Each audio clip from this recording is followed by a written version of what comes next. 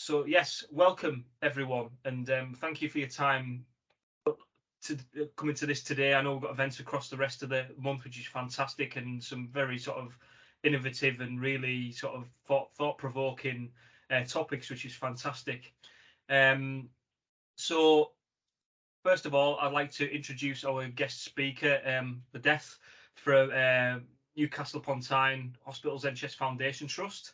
And she'll be introducing the topic, what we're going to be covering shortly. I'll just bring you in shortly, Odeth, if that's okay.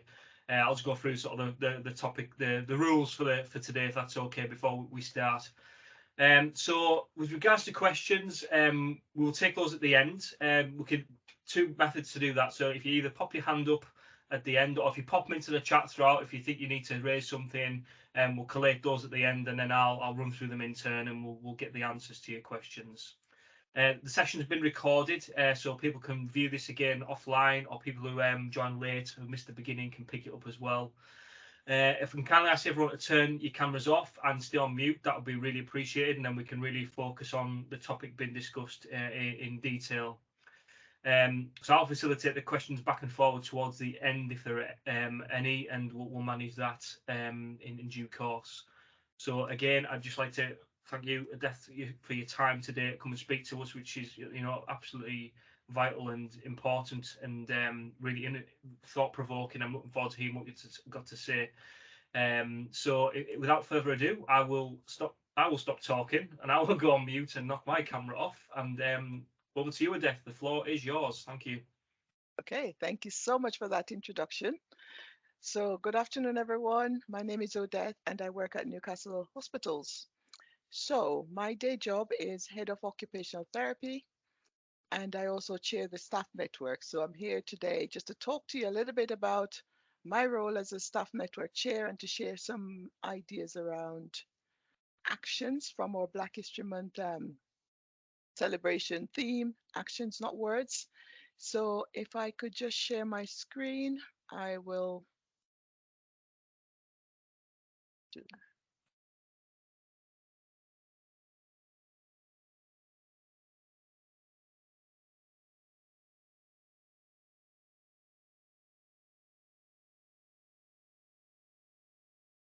Not quite sure why my thing comes up with that PowerPoint. Are you seeing the full screen or am I just seeing a small? We're seeing your presentation screen, I think, Odeth, so you can see your mouse Okay. clicking around as well. Ah, that's the bit I was trying to hide because I'm not quite sure why it's there. Okay. You can see that's fine. So, Thanks. Black History Month, why is it important and what's the significance? And I'm just going to share some reflections, as I said, in terms of my role as a network chair. So, Black History Month, as we know, started in, I go back. So Black History Month started some time ago in terms of the UK. It started a little bit earlier from I can't really see my screen. Sorry, I'm just let me just go back off. Okay. So Black History Month and why it's important. So it actually started and we commemorate Black History Month annually in October.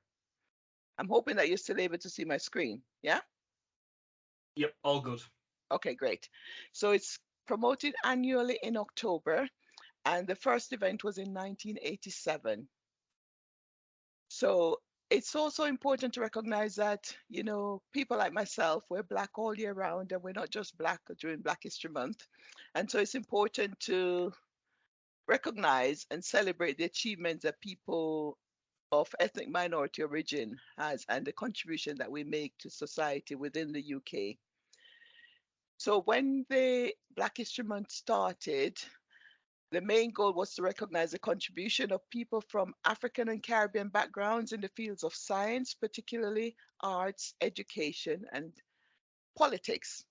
And so it tends to put the minoritized individual at the beginning, at the center of the decision making, and it just provided an opportunity for people to share what they were doing and to allow others to see that we do make a valuable contribution in terms of Black history.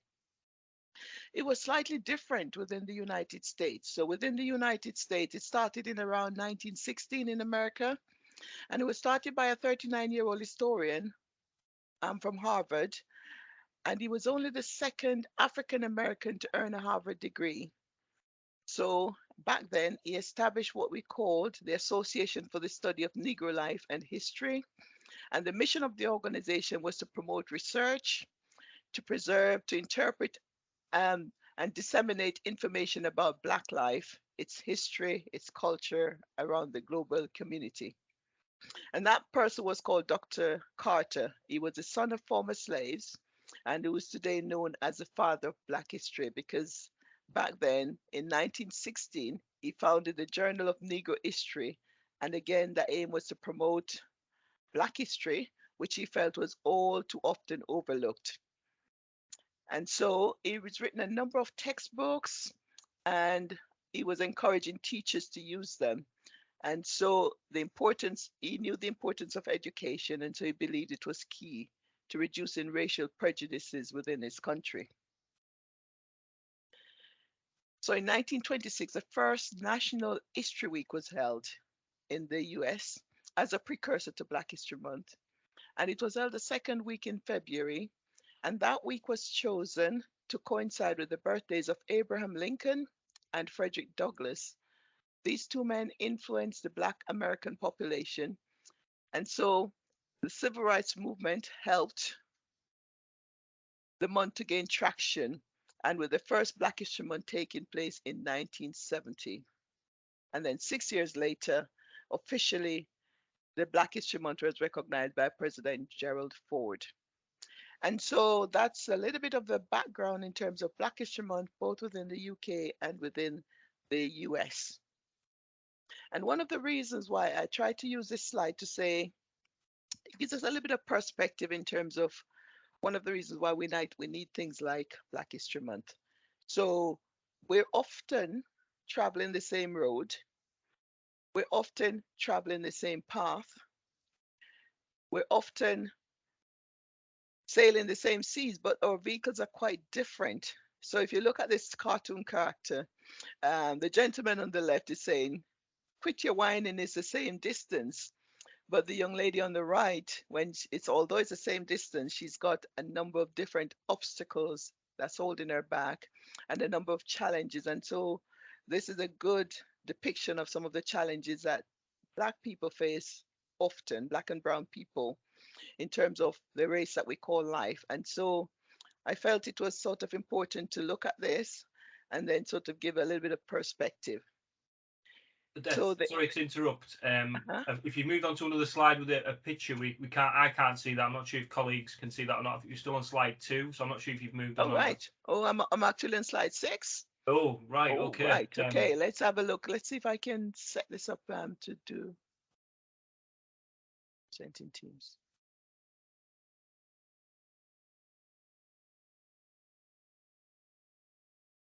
Let's try this and see if it works better.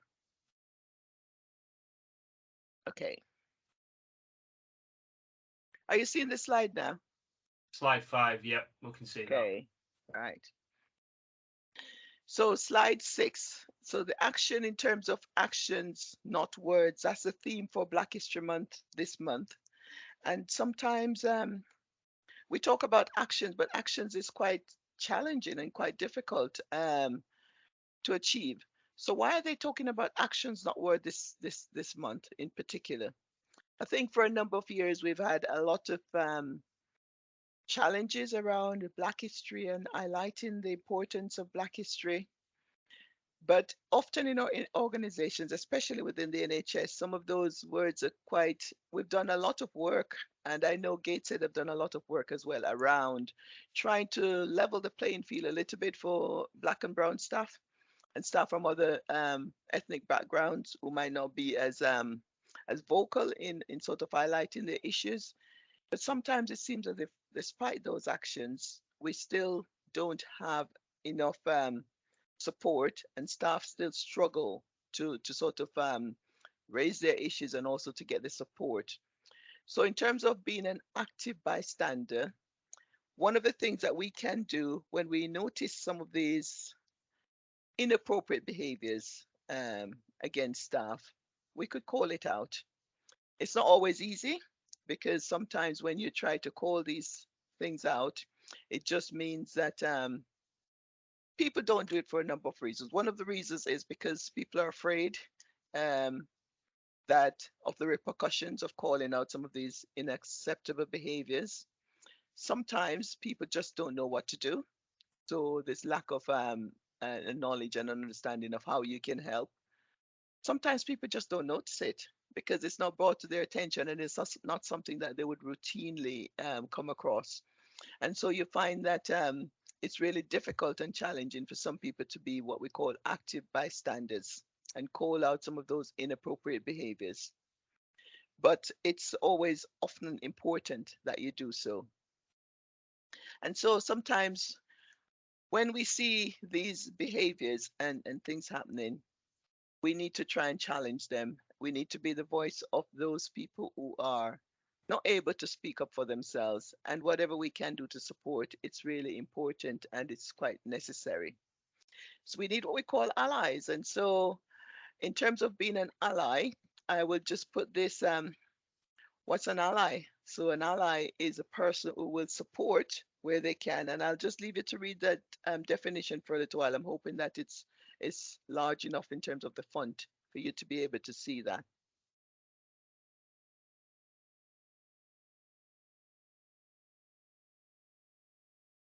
So I'm going to share some reflections with you in terms of being a network chair and some of the things that I have done in my role as a network chair to try and put some actions against my words. So one of the first things that I do, what they call a cultural ambassador.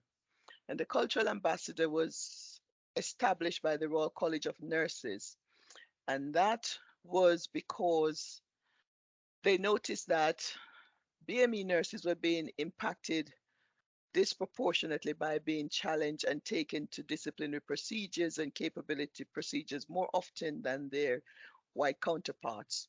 And so they established the cultural ambassador role. And the role of the cultural ambassador is to support staff undertaking those processes, but primarily to look at whether there is any sort of bias within the processes. And so, as a cultural ambassador, when I sit on panels like disciplinary or capability or dignity at work palace um, processes, my role is to identify whether there's any biases in the process, to identify whether the culture of the individual has any impact on their behaviors, etc., and to highlight those things to the panel. And so I find that those roles are quite important. And having sat on a number of cultural ambassador panels in the past, the action that I can take there is to identify those things and to help and support the panel members to come to a conclusion that would identify whether there was any biases in the process. And oftentimes you find that there might be because culture does have a part to play, and not necessarily understanding the culture often can sometimes result in unfavorable decisions being made. So the role of a cultural ambassador I found is quite helpful. So in my role as network chair and over the years, what I've done is also is worked with the training and development team within this organization to create some programs for BME staff in terms of development programs. We found, as you know, that most of our BME staff were stuck at bands 5 levels within our nursing colleagues or band 2 levels. And so trying to progress within the organizations is sometimes tricky and difficult. Some of it is because the structures that we have in place within the NHS are quite challenging and they then create obstacles for people to progress. Sometimes it's things around culture, sometimes it's things around not being able to understand the processes and the procedures that you need to go through in order to progress. Some of it is around bias again. And so one of the things I've done is work with our training team to develop some of those programs so that staff can develop themselves and be able to get the skills and the support necessary to be able to progress. and to be able to apply for some of those higher banded roles and be able to progress within the organizations. I'm part of also the dignity and respect investigations as not necessarily as a cultural ambassador, but also as a supporter from the network in terms of being able to provide that support and provide that overview. Because sometimes some of those investigations they do come about because people don't understand sometimes what they say, the microaggressions and so on that they do use. And so that's an area that I could support in, and I have done. I've worked with research team to try and diversify the research process a little bit in terms of research recruits. As BME staff, we're not often included in research, and often researchers tend to think that we're hard to reach in terms of a group. Whereas it just takes a little bit of support and a little bit of because it's easy to go to the same people all the time for research. You know them, you know their backgrounds, and you know they will engage. It's about engaging with the diverse groups to ensure that they can also participate in research, because it's really helpful when we have particular issues that are relevant to BME staff that we are able to participate in those research. And just saying that the groups are hard to reach is not good enough, and we need to be able to work to level the playing field. So I was also working with our HR teams in terms of the risk assessment during COVID. As you all know, BME people were significantly impacted during COVID, and there was a lot of requirements to make sure that the risk assessment was fit for purpose. At the time, I was working also and cross-working with colleagues across the area. So Marceline, as your network chair in Gate said, we worked together to try and develop the risk assessment for BME staff. Again, that's an action that we could take, and we were able to do that to support staff through COVID. And so one of the other things we did, when if you remember during COVID, there was a lot of increase in terms of hate crime, particularly for folks from Chinese background within Newcastle. And that was primarily because folks thought that the Chinese were responsible for COVID.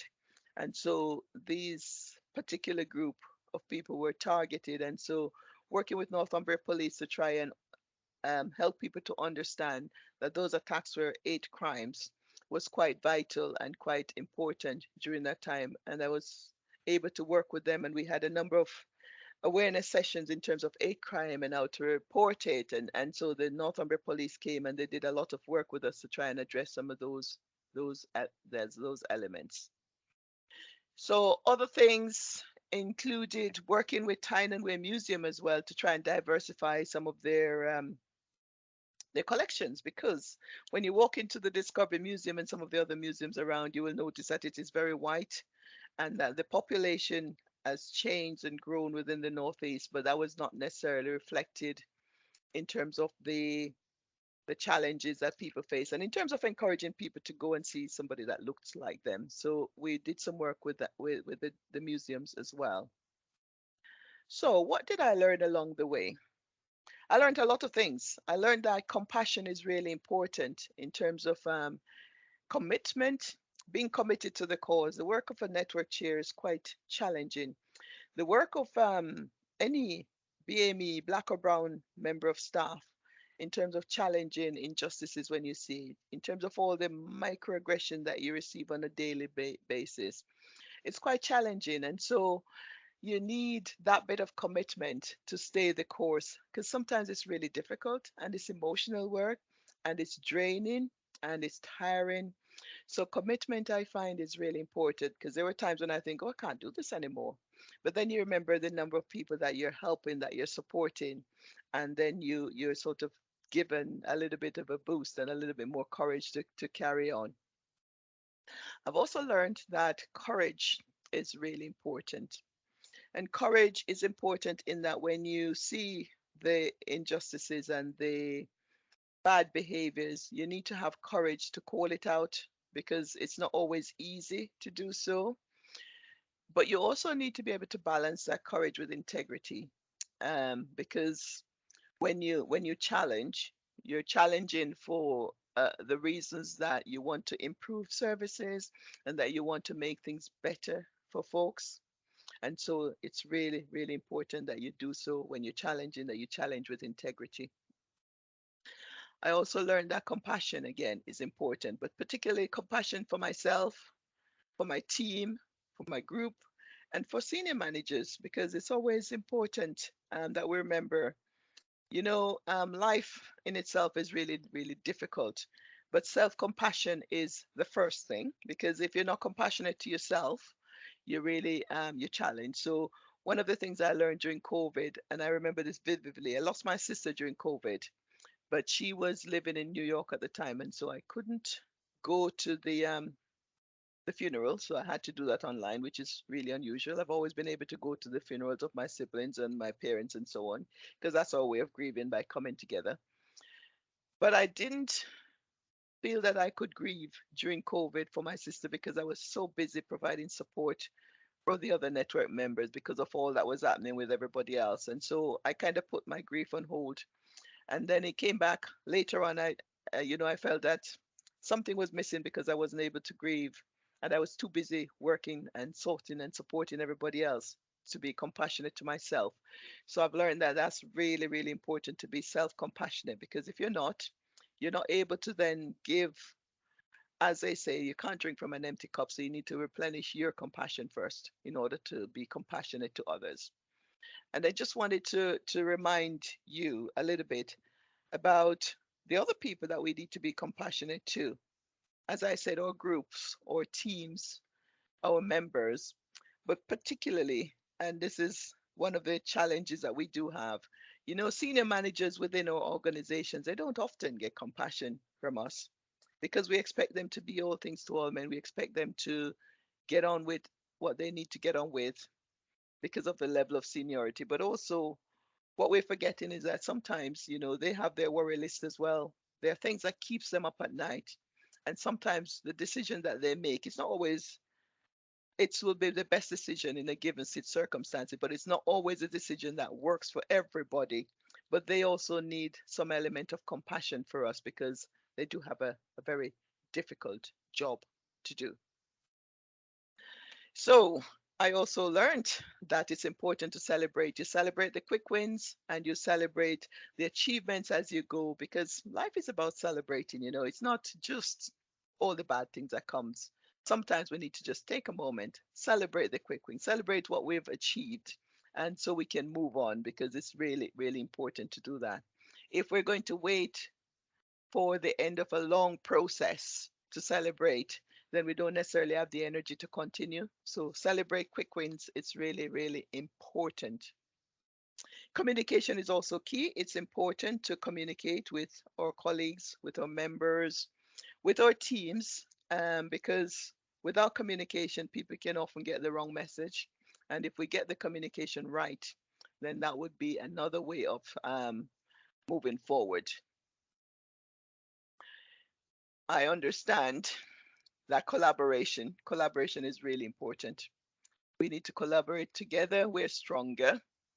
So on our own, we're really stuck. We can't do much because a single voice doesn't shout as loud as a multitude of voices coming together.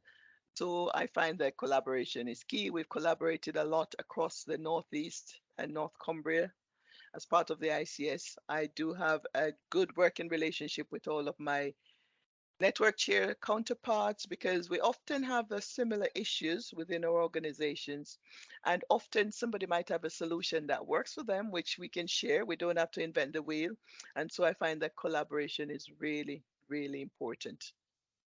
And the final thing is to remember that COVID-19 is still with us, and that the effects of COVID-19 are going to be long lasting. We're all seeing it in terms of the demands on our services, the increase in the number of patients attending our emergency departments, the increase in the number of patients, the backlog with things like operations and all of our operational stuff that we need to do within the NHS. We've seen the effect of COVID-19 on staff, because we know that staff are burnt out. We're really tired, and we need a little bit of compassion to help us along the way. We're about to enter into the winter periods, and we know that winter's always been quite challenging from an NHS point of view. But because of all the backdrop with COVID and all the issues that came along with it, we might not be in the best place to face winter. But it's just a reminder to us that the impact of COVID is going to be with us for a long time. And so we need to be compassionate. We need to be able to support each other. We need to be able to work together so we can get through the next few months because they're going to be challenging ones. And so finally, it says, you're going to come across people in your life who say all the right words at all the right times. But in the end, it's always the actions that you should judge them by. And it's actions, not words, that matter. And that's really, really important this Black History Month. So if there's one small action that you can do to make life a little bit easier for your colleagues, then please do so. We would really appreciate it. And so at this point in time, it was just a quick overview in terms of why Black History Month is important and why we need to start talking about actions rather than words. So if you have any questions, I'd love to hear them. So over to you. I'll stop sharing my screen so I can see your faces now. Thank you very much, Odeth. That was fantastic, really informative, and it certainly sort of evoked some thoughts of my own. So I'll just pause there for a minute and open to the floor. So if you have a question, please raise your hand on Teams, and I can sort of go through in turn people who raise them first, or if there's nothing in the chat. So okay, Jill, you're first off the line. So over to you. Oh, there we go. Jill. Can you hear now? All good. Thanks very much, Odeth. That was really, really interesting. And I think you came along to our Allied Health Professionals Conference and had a talk to them, and I got similar sort of good feedback from that. So thank you very much for your time invested in Gateshead. It's very much appreciated. I'm just interested in one thing that you referred to a couple of times throughout your presentation, and you talked about it as if it was normal. So you talked about microaggressions that people who are Black and brown receive daily, and you just sort of made it as almost a passing comment, and that really concerns me because we shouldn't be accepting any of that. So I just wondered if you had any hints and tips for us on how to address some of that behaviour.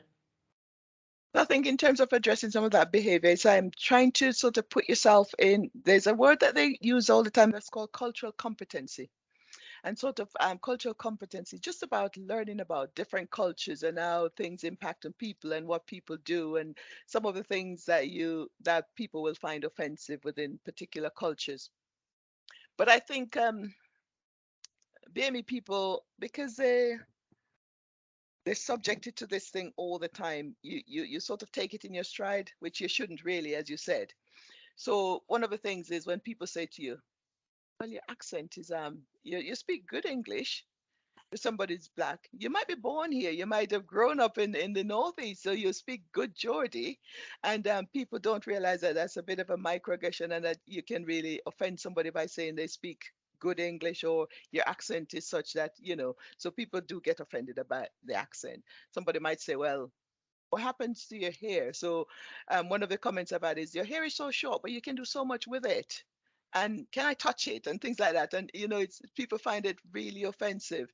And sometimes they're saying, well, actually, oh, if you're from Jamaica, people tend to think that everybody who comes from Jamaica smokes ganja or you like reggae music, or so you're stereotyped, and then so people tend to make these flyaway comments, and so not realizing that it can be quite hurtful and quite impactful, and so on. So it's about understanding people's culture, learning the things from your colleagues. So if you have a colleague who might be from an Asian background, just learn a little bit about their culture, some of the things that they find offensive, and try not to think. And the easiest thing is to do is to ask, because sometimes people are afraid to ask the question. Whereas if if the curiosity is coming from a genuine place and people genuinely want to learn, there's nothing wrong in asking the question. And we like nothing better than to just have a conversation, talk about what's your culture like? Why do you do this? Why do you eat certain foods? What's the significance of it? Why do you observe certain days and things like that? And people are quite willing to just talk to you and tell you about it. So that's usually the quickest way. Ask. Oh, thank you, Odeth. That's really helpful. Thank you. Thanks for that, Jill. Has anyone else got any questions, observations, other comments they want to make, or anything like any other questions? Helen. Hi, Odeth. It was fascinating talk. Thank you very much. Very enlightening from my point of view. On your slides, you touched on reverse mentoring, but I don't think you mentioned very much about it. All so right, as an organisation, we are just about to embark on that, and I'm participating. I'm about to do my training. I missed the session when it was put on. I just wondered, from your point of view, you've obviously experienced that, and is there anything that came out of it, particularly in your organisation, for us to be aware of? Any tips, any guidance would be great. So when we've done reverse mentoring in our organization, we've randomly allocated a mentor and a mentee. Yeah. So we just used it as a random selection, and it worked quite well. Yeah. So one of the things that because both parties are investing into the reverse mentoring program, it's really important that you set the ground rules between you, your mentor and the mentee, in terms of what they want to get out of it, and sort of some of the things. And the other thing that's important is that people want to see an outcome. So one of the things we did when we've done reverse mentoring is that we've reviewed it in 6 months' time to see if both parties have put something in place within their departments or so on that will, as a result of the mentoring relationship, could become something as simple as an opportunity for staff to get together. If you're a manager, and you can facilitate an occasion where you can bring people together and change something, and it might be something as simple as the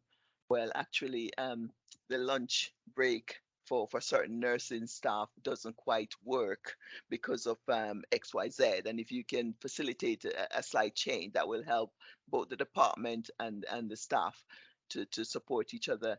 It's really good. One of the common ones that we get, because we got a number of Filipino colleagues, and some of the colleagues are told that in certain areas that they cannot speak their language, and something as simple as that, just a mandate from the manager to say, well, actually, when you're speaking a foreign language, so when our Filipino colleagues come, they learn to speak English. It's not their natural language. So if you're an English speaker and you're trying to speak French all the time, you have to concentrate for a long period of time, and it's quite stressful and it's quite draining. So when they get into their lunch sessions and they're coming together with their colleagues, they just revert naturally to their normal language.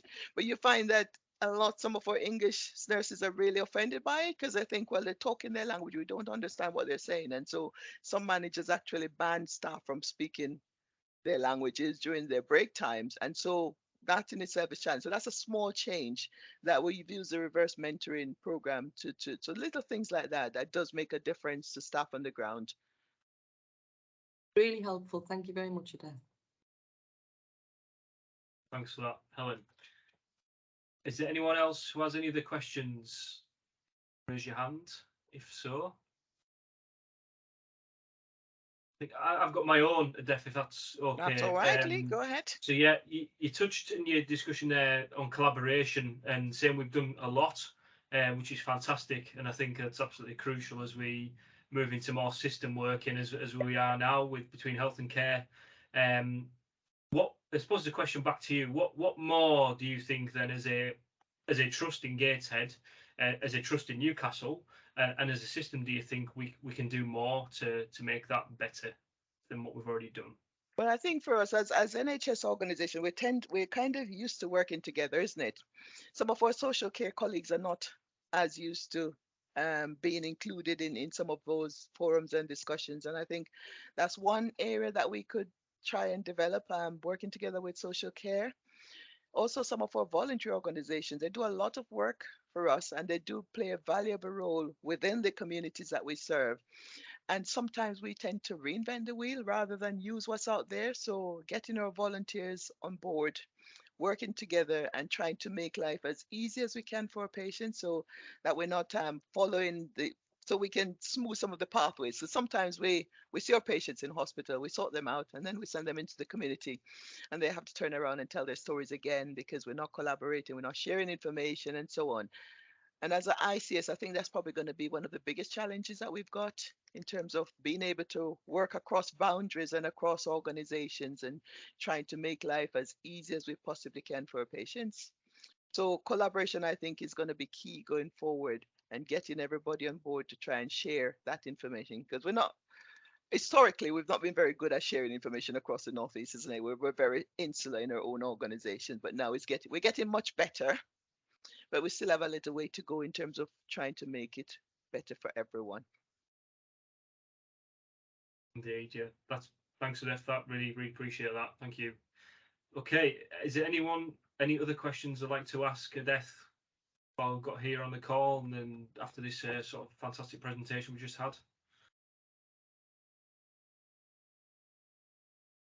Take silence as that's everyone who's wanting to ask something. But again, if something comes up afterwards, you can either pop it in the chat for this recording, and we'll get those questions to Odeth, and she can hopefully come back to us with some responses in slow time instead of the quick time we have now. Or I'll compile them into an email and send them over to you, Odeth, if that's okay with you. If we get any others following up from this call, plus anyone who views the recording afterwards, if that's all right. That's great. And I'm happy to share the presentation. I can send it across and you can have it. That was going to be my next question as well. Can we get a copy, and I'll get that to Ebony, and she can kindly circulate this to everyone on the call. Is that okay, Ebony, if I do that?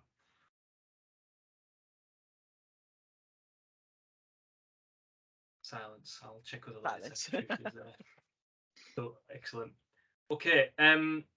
If there's nothing further from anyone, I will bring this to a close, and just like to again thank you, Odeth, for your time and your input. Has been fantastic, and I think it's part of the bigger jigsaw for sort of Black History Month in all of the speakers that we're going to have. That's going to definitely rightly raise the awareness to the top, and give it the attention it absolutely rightly deserves. So we can, where there's something not happening or something that there's good practice, that we share it, or if something that isn't happening, we can tackle it and deal with it head on, and learn together, which is fantastic.